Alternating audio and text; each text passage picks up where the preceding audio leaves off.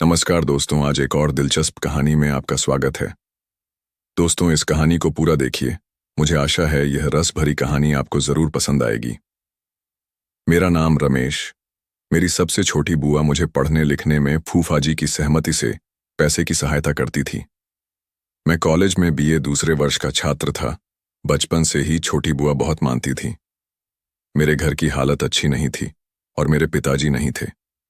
जब मैं 8 साल का था, मेरे पिताजी गुजर गए थे। मेरी माँ एक प्राइवेट स्कूल में टीचर थी, जिससे घर का खर्च किसी तरह चल जाता था। 8वीं क्लास तक तो मैं गांव के सरकारी स्कूल में पढ़ा। आगे की पढ़ाई जारी रखना मुश्किल था, तो खर्च का सारा भार फूफा बुआ ने ले लिया। तब मैं 21 वर्षों का था।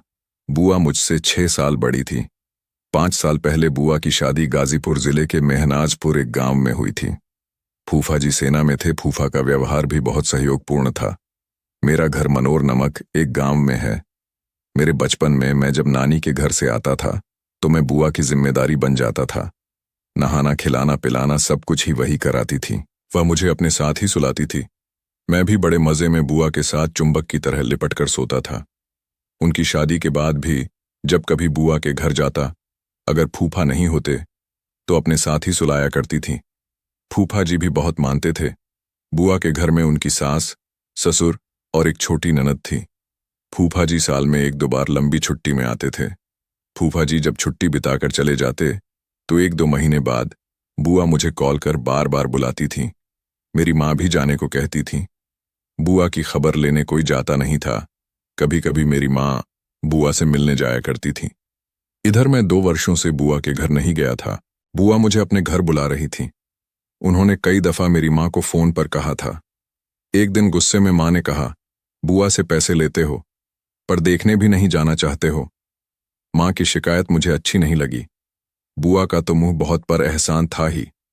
2 दिनों के बाद मैं बुआ के घर चल दिया। लगभग 6 बजे शाम को बुआ के घर पहुंचा। फूफा जी 2 माह पहले आए थे।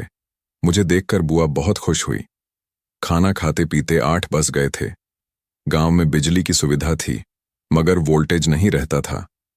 हर घर की रोशनी टीम टिमाती हुई नजर आती थी, जिससे पढ़ने लिखने वाले बच्चों को भारी असुविधा होती थी। बिजली में तो जिंदगी बदल देने की ताकत है, पर जंगलों के बीच बसे इस गांव के कुछ लोग सेना की नौकरी तक ही पहुंच पाए थे। मेरी बुआ भी टीचर बनने की तैयारी कर रही थी। गांव में लोग प्रायः 8 बजे तक सो जाते हैं। बुआ की ननद अपनी माँ के साथ सोती थी। बुआ ने मुझे सोने के लिए अपने कमरे में बुला लिया।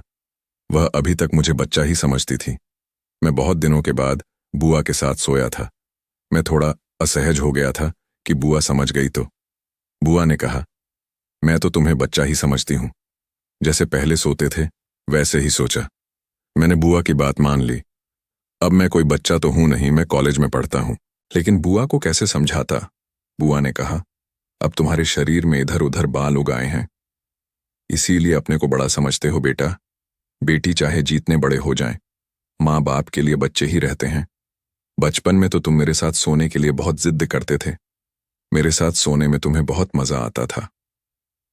मैं चुपचाप लेटा रहा। मुझे नींद नहीं आ रही थी, परंतु बुआ गहरी नींद में सो चुकी थी। मेरे मन में बुआ के प्रति कुछ गंदे विचार आने लगे थे।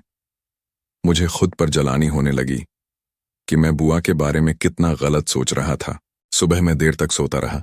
जब उठा, फ्रेश हुआ, और तो बुआ ने मुझे मटन लाने के लिए बाजार भेजा। मेरे कुछ दोस्त वहां रहते थे। उनसे मिलजुल कर मैं लगभग 11 बजे वापस लौटा। दिन भर मैं गांव में लोगों से मिलते जुलते रहा। बुआ ने बहुत स्वादिष्ट मटन बनाया। खाना खाने के बाद बुआ मुझे और अपने ननद को बाजार ले गई। हम लोगों ने एक रेस्टोरेंट में नाश्ता किया।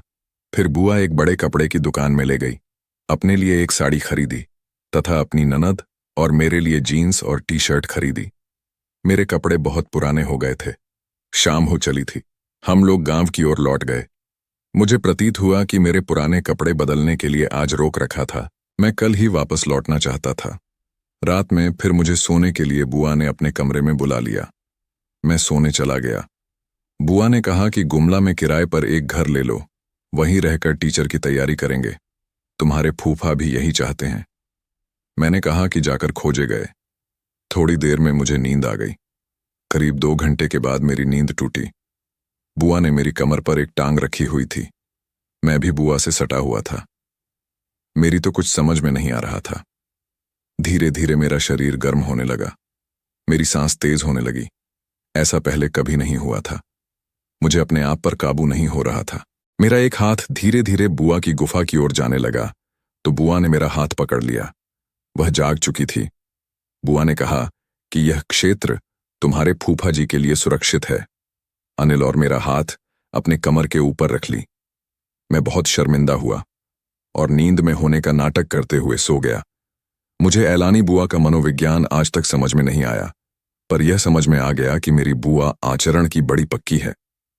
कहानी सुनने के लिए बहुत बहुत धन्यवाद। अगर आपको यह कहानी पसंद आए तो लाइक करें और चैनल स्टोरी मस्ती को सब्सक्राइब करना ना भूलें और कमेंट करके जरूर बताएं कि कहानी कैसी लगी। मिलते हैं अगले ऐसे ही कहानी में। तब तक के लिए आप सभी का बहुत बहुत धन्यवाद।